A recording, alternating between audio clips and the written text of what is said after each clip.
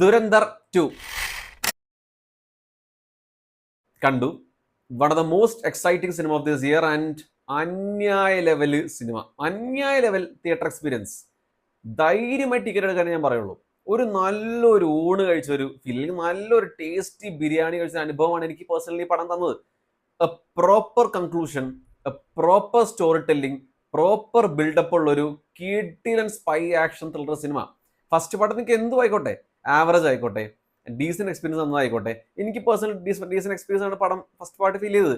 Second part അങ്ങനെയല്ല. Second part വേറെ level ആയിട്ടാണ് ആദ്യത്തെ ഉണ്ടാക്കി വെച്ചിരിക്കുന്നത്. അതുകൊണ്ട് തന്നെ ഈ പടം തിയേറ്ററിൽ തന്നെ ധൈര്യമായി ടിക്കറ്റ് എടുത്ത് കണ്ടാണെന്ന് പറയുള്ളൂ. അതേപോലെ 4 മണിക്കൂർ ഒരു നിമിഷം പോലും ലാഗ് ഫീൽ ചെയ്തില്ല. എനിക്ക് പേഴ്സണലി കേട്ടോ, എനിക്ക് ഒരു നിമിഷം പോലും ലാഗ് ഫീൽ ചെയ്തില്ല. കംപ്ലീറ്റ്ലി ഒരു എൻഗേജിങ് എക്സ്പീരിയൻസ് ആണ് ഈ പടം തന്നത്. പക്ഷെ 4 മണിക്കൂറല്ല, ഇന്ത്യയിൽ 3 മണിക്കൂർ 50 മിനിറ്റ് ആണ്. ഇന്റർനാഷണൽ വേർഷനിലാണ് ഇപ്പോഴും 4 മണിക്കൂർ ഓടുന്നത്. CBFC-കാര് കുറെ വയലൻസ് സീക്വൻസ് 21 കട്ട്സ് അങ്ങനെ നടത്തുന്നതാണ് കേട്ടത്. പക്ഷെ എന്നാൽ പോലും ഒന്നും പോലും ഈ സിനിമയിൽ എഫക്ട് ചെയ്തിട്ടില്ല. പക്ഷെ ഭയങ്കര ബ്രൂട്ടൽ വയലൻസും ബ്ലഡ് ഷെഡും ഈ സിനിമയിൽ നല്ല പോലെയുണ്ട്. സോ കുഞ്ഞു പിള്ളേരെ കൊണ്ടുപോകാതിരിക്കുക, പാരൻസ് അത് നോക്കുക. ആൻഡ് ഫെയിൻ ഹാർട്ടഡായ ആൾക്കാരും പ്ലീസ് പിന്നോട്ട് പോവുക. ഈ പടം ബുക്ക് മൈ ഷോയിൽ നിങ്ങൾ ബുക്ക് ചെയ്യാൻ പോകുമ്പോൾ പോലും അതിൽ പ്രത്യേകിച്ച് ചെയ്തിട്ടുണ്ട്, please don't take the kids. Refund ചോദിക്കുകയാണെങ്കിൽ റീഫണ്ട് തരില്ല. അതായത് ഒരു ഡിസ്ക്ലെയിമർ അവർ കൊടുത്തിട്ടുണ്ട്.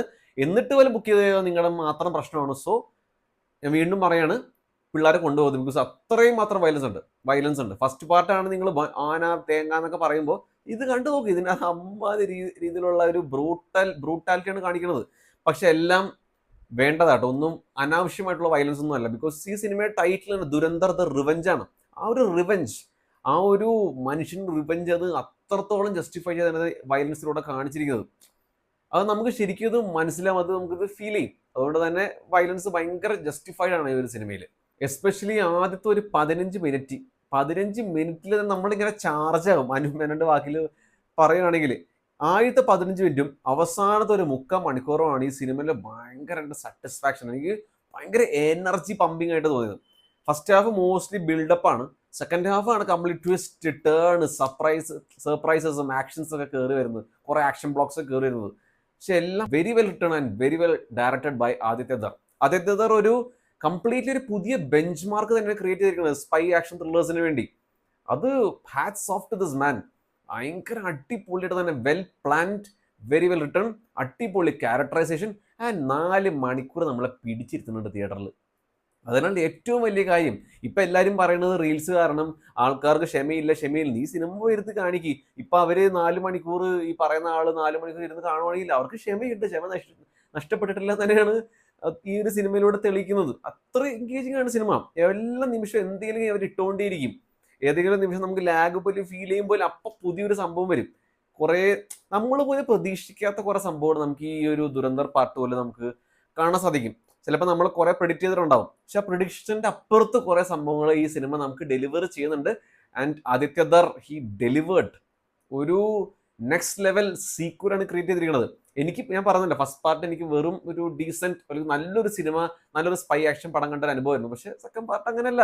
സെക്കൻഡ് പാർട്ട് ഭയങ്കര സാറ്റിസ്ഫാക്ഷൻ ആണ് ഫീൽ ചെയ്തത്. ഒരു നേരത്തെ പോലെ ഒരു അബ്സല്യൂട്ട് സിനിമ കണ്ട ഒരു അനുഭവം. ഇത് എന്റെ പേഴ്സണൽ അഭിപ്രായമാണ്. പക്ഷെ എന്നാൽ പോലും ഞാൻ പറയുകയാണ്, go and watch this movie in theaters. This movie is must watch in theaters itself. അതേപോലെ ഒരു ക്യാമിയോ ഉണ്ട്. ക്യാമിയോ ഇൻ ദ സെൻസ് വേറെ യൂണിവേഴ്സായിട്ട് കണക്ഷൻ ഒന്നും ഇല്ല. അതിന്റെ ദുരന്തർ പാർട്ട് 3 ഒന്നുമില്ല. പക്ഷെ എന്നാൽ പോലും ആ ഒരു ക്യാമിയോ അത്യാവശ്യം നൈസ് ആയിരുന്നു. ഒരു സർപ്രൈസ് ആയിട്ട് ഫീൽ ചെയ്തായിരുന്നു. ആരാന്നൊന്നും പറയുന്നില്ല. പിന്നെ അത്യാവശ്യം നല്ല രീതിയിൽ പ്രൊപ്പഗാൻഡ ഉള്ള സിനിമയാണ്. ദുരന്തർ പാർട്ട് 1 അങ്ങനെയൊന്നും ഫീൽ ചെയ്തില്ല. പക്ഷെ ഇതിനകത്ത് സെക്കൻഡ് ഹാഫിൽ നല്ല രീതിയിൽ ഒരു പ്രൊപ്പഗാൻഡ ഇൻജക്ട് ചെയ്യുന്നുണ്ട്. അത് ചിലപ്പോൾ കുറെ പേർക്ക് ഇഷ്ടപ്പെടാതിരിക്കാം, കുറെ പേർക്ക് അത് കൊള്ളാം.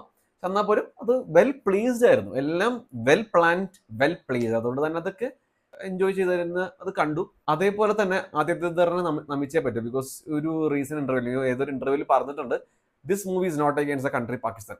സോ പാകിസ്ഥാൻസിന് അത് കണ്ടാൽ പോലും മനസ്സിലാവും ആകെ ടെററിസ്റ്റിനെ പറ്റി മാത്രമാണ് ഈ സിനിമ സംസാരിക്കണേന്ന്. അത് കറക്റ്റാണ്. ഈ ഒരു സിനിമ കണ്ടു കഴിഞ്ഞാൽ മനസ്സിലാവും this movie is all about killing terrorism in Pakistan. അത് മാത്രമേ ഈ പടത്തിൽ കാണിച്ചിട്ടുള്ളൂ. ഇന്ത്യൻസിനെ അത് മോശമായിട്ട് കാണിക്കുന്നുണ്ട്, അതേപോലെ പാകിസ്ഥാൻസിനെ മോശമായിട്ട് കാണിക്കുന്നുണ്ട്.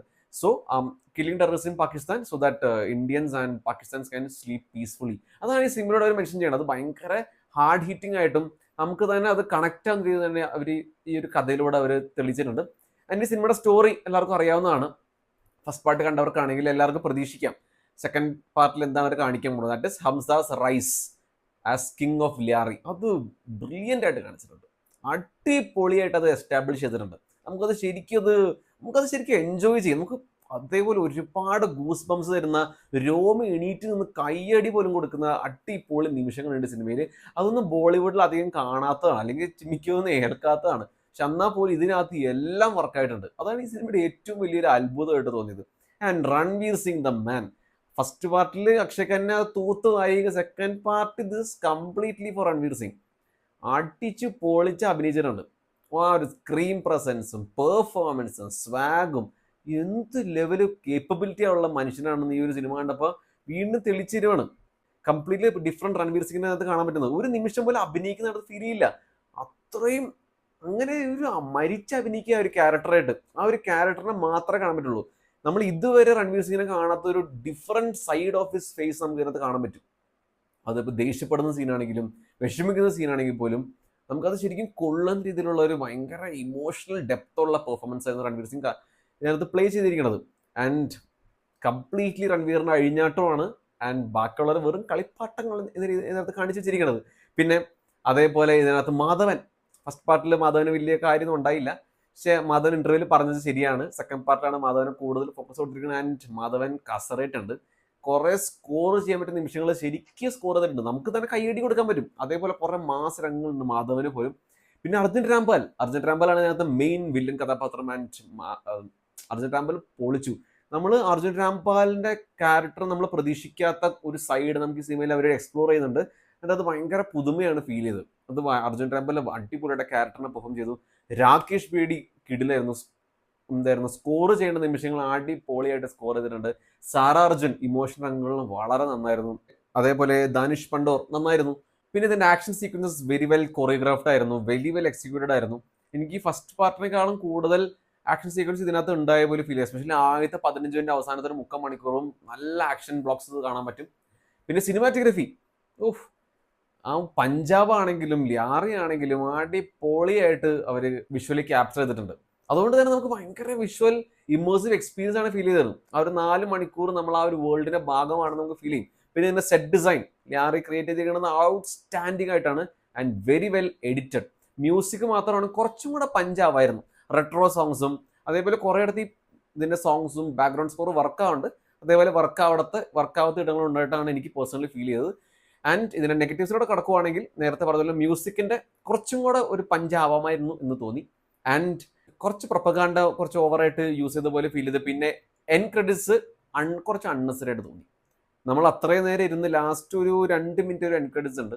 അത് കണ്ടാലും കണ്ടില്ലെങ്കിലും വലിയ ഒരു നഷ്ടമായിട്ട് തോന്നിയില്ല. പിന്നെ സഞ്ജയ് ദത്തിനെ കുറച്ചും കൂടെ യൂട്ടിലൈസ് ചെയ്യാൻ തോന്നി. ബിക്കോസ് ട്രെയിലർ കണ്ടപ്പോൾ കുറച്ചും കൂടെ സംഭവം ഉണ്ടാവും വിചാരിച്ചു. പക്ഷേ സഞ്ജയ് ദത്തിന് അതിനകത്ത് വലിയ കാര്യം ചെയ്യാനുണ്ടായില്ല. ഫസ്റ്റ് പാർട്ടിലാണ് കുറച്ചും കൂടെ ഡെലിവറി ചെയ്യാൻ ഉള്ളത് പോലെയാണ് ഫീൽ ചെയ്തത്. ഏതായാലും മക്കളെ, this is a true spy thriller movie. അന്യായ ലെവല് പടമാണ്, അന്യായ ലെവൽ തിയേറ്റർ എക്സ്പീരിയൻസ് ആണ്. തിയേറ്റേഴ്സിൽ തന്നെ പോയി കാണുക, നല്ല അറ്റ്മോസ്ഫിയർ ഉള്ള തിയേറ്റർ തന്നെ പോയി കാണുക. അടിപൊളി എക്സ്പീരിയൻസ് കിട്ടും. 4 മണിക്കൂറും നല്ലൊരു പുതുമ ഉള്ള ഒരു സ്പൈ ത്രില്ലർ എക്സ്പീരിയൻസ് ആണ് ഈ പടം നിങ്ങൾക്ക് തരുള്ളൂ. ആൻഡ് സബ് ടൈറ്റിൽസ് ഉണ്ടോ ഹിന്ദി തന്നെ കാണാൻ നോക്കുക.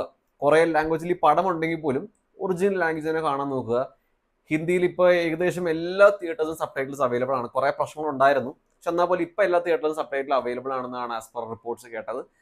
ഇപ്പോൾ അങ്ങനെ പേടി ഉണ്ടെങ്കിൽ പോലും PVR പോയി കാണുക. എല്ലാ PVRലും സബ് ടൈറ്റിൽസ് അവൈലബിൾ ആണ്. ബാക്കിയുള്ള ലാംഗ്വേജസ് ഇഷ്ടമുള്ളവർ അങ്ങനെ തന്നെ പോയി കാണുക, ബുദ്ധിമുട്ടുള്ളവർ എന്തായാലും തിയേറ്റർ തന്നെ പോയി കാണുക, മിസ് ചെയ്യരുത്. കണ്ടിട്ട് അഭിപ്രായം പറയുക. For more reviews please like share subscribe. Abi reveals.